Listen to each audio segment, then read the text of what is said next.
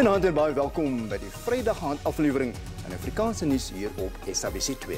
Ja, goeienaand. Ons bring jou die jongste na die afsterwe van die Britse monarg, koningin Geliefde II, en ook al die sportnuus waarvan jy moet weet.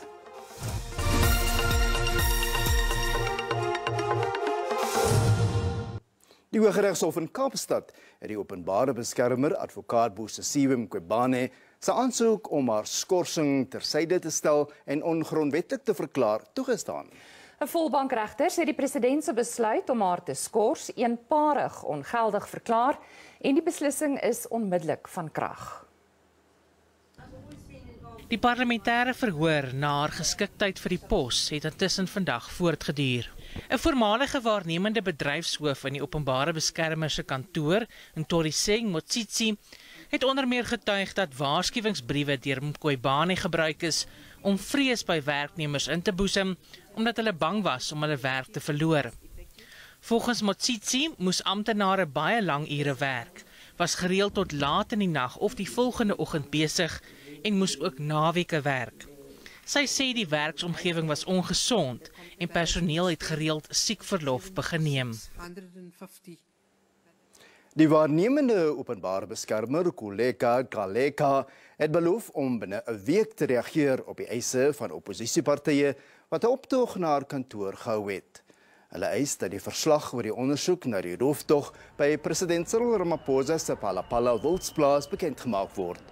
Hulle sê die wet wat die optrede van uitvoerende lede reguleer, vereis dat die openbare beskermer die verslag binne 30 dae bekend maak. Maatskappye wat miljoene rand aan die Suid-Afrikaanse ekonomie beloof het, is besig om die beloftes gestand te doen. Die Sweedse maatskappy Sandvik het 'n fasiliteit van 350 miljoen rand in Ekurhuleni geopen wat swaar masjinerie vir die myn- en landboubedryf vervaardig. President Ramaphosa sê die maatskappy het 500 Suid-Afrikaners in diens geneem en gaan ook help om jong ambagslui deel te maak van die arbeidsmag. Ondanks die ekonomie se beroerde vertoning, was daar goeie nuus in die vorm van die opening van die Sandvik Komonani vervaardigingsterrein. Die aanleg is 3 jaar gelede tydens 'n beleggingsberaad beloof. Ramaphosa het die maatskappy geloof dat hy sy verbintenis tot werkskepping eerbiedig en probeer bydra tot die groei van die Suid-Afrikaanse ekonomie. Consolidating operations from 5 separate sites and accommodating well over 500 employees. Now this is phenomenal, particularly during a period when unemployment has been rising, to see that a company that made a commitment just almost 3 years ago, has lived up to the commitment and has resulted in the creation of so many jobs. Sandvik vervaardig tegnologiese toerusting vir die myn- en landbousektor. Ramaphosa is optimisties dat die belegging ook tot vaardigheidsontwikkeling gaan bydra. This investment therefore extends beyond what I would call the financial. It is an investment in skills, in technologies, as well as in capabilities. It is an investment in people and productivity. And I spent time as I was going around talking to a number of the employees of this company. The investment by Sandvik in local manufacturing capacity is an important vote of confidence in South Africa and in the mining industry. Die president reis volgende week na KwaZulu-Natal om 'n uitbreiding van die pulp- en papiermaatskappy SABC te open, wat ook deel is van 'n beleggingsveldtog om werksgeleenthede te ontgin. Duisende pendelaars wat die afgelope week gestrand was weens die Putco busstaking, hoopdienste word maandag hervat.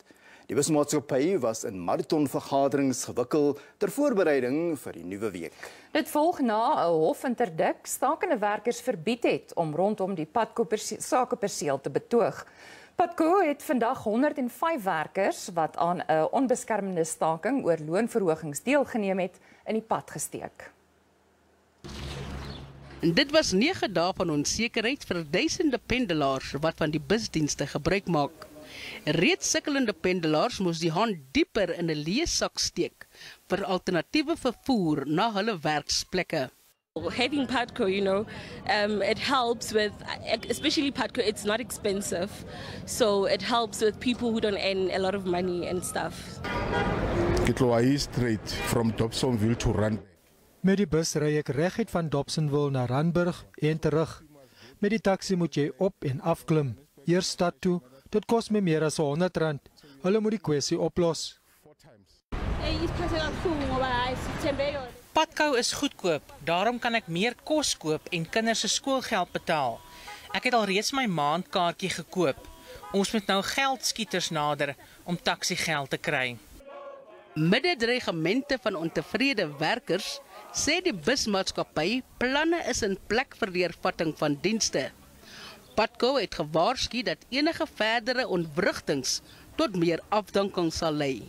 What we are doing is to configure our systems. They know how to buy the bus tags. Is to configure our systems to say that when they go and actually buy the bus tags, they are going to be discounted into saying that their trips that they didn't use will then be transferred to this week, which is something we don't necessarily do on a normal basis. But under the circumstances, that is how we are making sure that when it comes to Monday, each and every one of the commuters can tag and go to work, because we are intending on operating. We are not going to let anything stop us in terms of our operations. Our security will respond to any threats that we might be seeing, but we are also employing and asking South African Police Services to also be with us during this time, as we have received threats. Ten spyte van Putco se versekering dat dienste maandag hervat, is pendelaars steeds skepties. Huldeblyke stroom steeds in vir koningin Geliefde II, wat gisteraand in die ouderdom van 96 oorlede is. Die voormalige prins van Wallis volg haar op en sal voortaan as koning Charles III bekend staan. Die 73-jarige koning se kroning sal na verwagting eers later plaasvind. Sy ma is meer as 'n jaar nadat sy koningin geword het gekroon. Een van die eerste take van die nuwe eerste minister Liz Truss was 'n somber een. Throughout her life she's visited more than 100 countries. And she has touched the lives of millions around the world. In the difficult days ahead, we will come together with our friends across the United Kingdom, the Commonwealth and the world to celebrate her extraordinary lifetime of service. It is a day of great loss, but Queen Elizabeth II leaves a great legacy. Today the crown passes, as it has done for more than 1,000 years, to our new monarch, our new head of state, His Majesty, King Charles III. Leiers en hoëgeplaastes van oor die wêreld het meegevoel uitgespreek.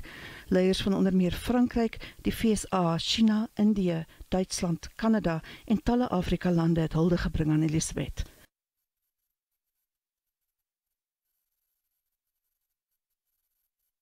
Hoofde van die VN, Europese Parlement en talle koningshuise het ook meegevoel uitgespreek. Ook die Russiese regering het lof gehad vir Elizabeth, hoewel hy gekap het na ander wêreldleiers in die proses. Daar was groot respek vir haar in Rusland. Die hele wêreld het haar gerespekteer vir haar wysheid en haar gesag. Sulke eienskappe is baie skaars op die internasionale verhoog op die oomblik. Die Britse monarg dien ook as die oppergesag in die Afrikaanse kerk. Ook die aartsbiskop van Kantelberg het sy hartseer uitgespreek. It feels as though, I think for probably so many people around the world, especially in the United Kingdom, that a part of our lives that was taken for granted as being permanent is no longer there.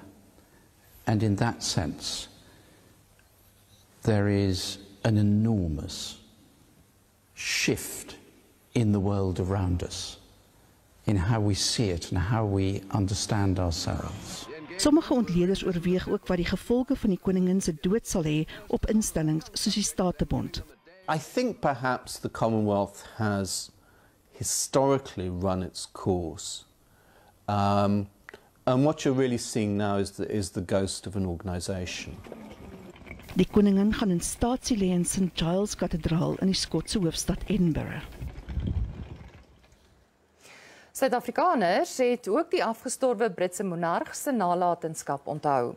'n Inwoner van Kaapstad en voormalige burgemeester van Geliefde onthou die dag toe hy die koningin tydens haar staatsbesoek aan Suid-Afrika in 1995 ontmoet het. Vuyani Nkuka sê haar vasberadenheid om persoonlik met leerlinge en personeel by 'n plaaslike vaardigheidssentrum te praat, was 'n aanduiding van haar toewyding om die mense te dien. Vuyani Nkuka onthou hoe senuweeagtig hy was, maar ook die opgewondenheid in die township oor koningin Elizabeth se besoek in 1995.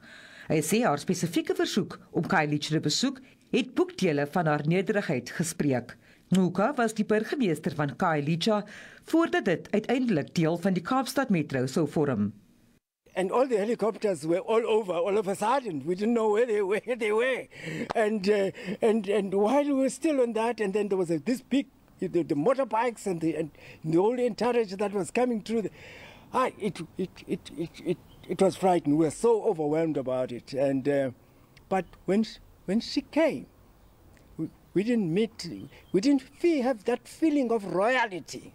We met as somebody, a mother who cares, who wanted to talk to us and have our own experience. And we can't believe that. We could not believe that experience. Dit was tydens 'n besoek aan die moederstad in 1947, byna 50 jaar vroeër, dat die destydse jong prinses Elizabeth haar 21ste verjaarsdag gevier het. By hierdie geleentheid het sy onderneem om haar hele lewe in die diens van die publiek te wy. Koningin Elizabeth II het 'n spesiale verhouding gehad met Kaapstad. Dit was hier in 1947 waar sy sy 21ste verjaarsdag gevier het, hier in ons pragtige stadsaal. En dit was hier waar sy sekerlik haar mees beroemde toespraak gelewer het. By die St. George's Kathedraal het besoekers 'n boek van medelee geteken ter nagedagtenis aan die ontslape monarg. Man, vir haar kinders, ek voel dit saam met haar, want ek het ook 'n ma verloor. In daardie opsig, nee, my simpaties met hulle. Maar dis waar dit stop. Want sy as 'n koningin, of whatever hulle sê in Afrikaans, nee, ek voel niks daar nie. Sy is net 'n gewone mens soos ek. We lost the Queen, and the whole world lost the Queen, because the Commonwealth is quite huge, and the whole world, everybody in my age and your age, lived with the Queen, used to know her, saw her and knew her. Die Anglikaanse kerk van Suider-Afrika het sy medelee aan Brittanje en Statebond gestuur. Vanessa Puna, SABC nuus, Kaapstad.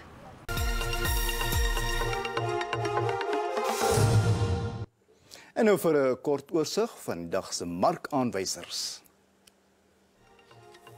Die rand het in die sluiting van die JSE om 5:00 vanmiddag min beweging getoon teen die Amerikaanse dollar, nadat die Europese sentrale bank besluit om rentekoerse met 75 basispunte te verhoog, die euro 'n hupstoot gegee het. Die JSE se indeks van alle aandele het die week in die groen gesluit, nadat dit met meer as 2% verstewig het, aangehelp deur hulpbronne, finansiële en tegnologiese aandele. Die goudprys was teen die sluiting van die JSE laer, maar die prys van Brent olie is effens hoër, hoewel dit steeds die week laer gesluit het.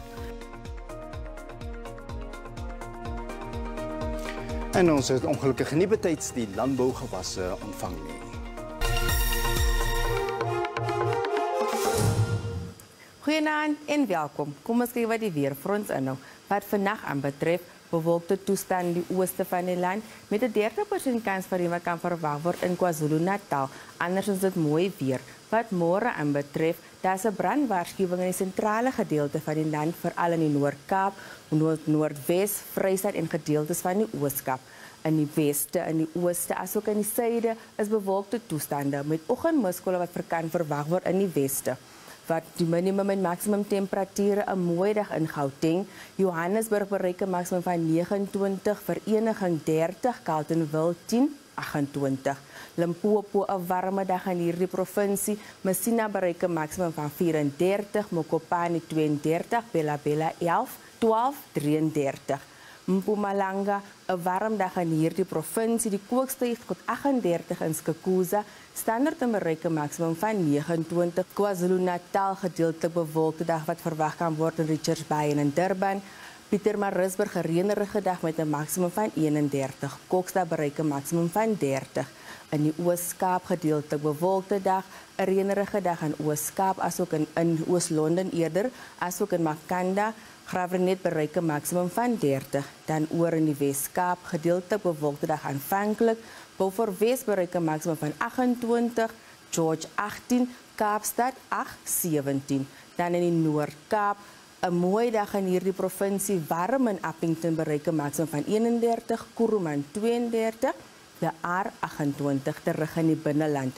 Vrystaat 'n mooi dag in hierdie provinsie, Botawil bereik 'n maksimum van 33, Bloemfontein 32, Sasolburg 12, 31. Dan laastens Noordwes, 'n warm dag in hierdie provinsie, Rustenburg bereik 'n maksimum van 32, asook in Wormerrandstad, Stewelsrieneke 13, 32, Bloemhof 11, 34. Vryheid vir 10, 33. Dit is 'n al van ons, geniet die naweek.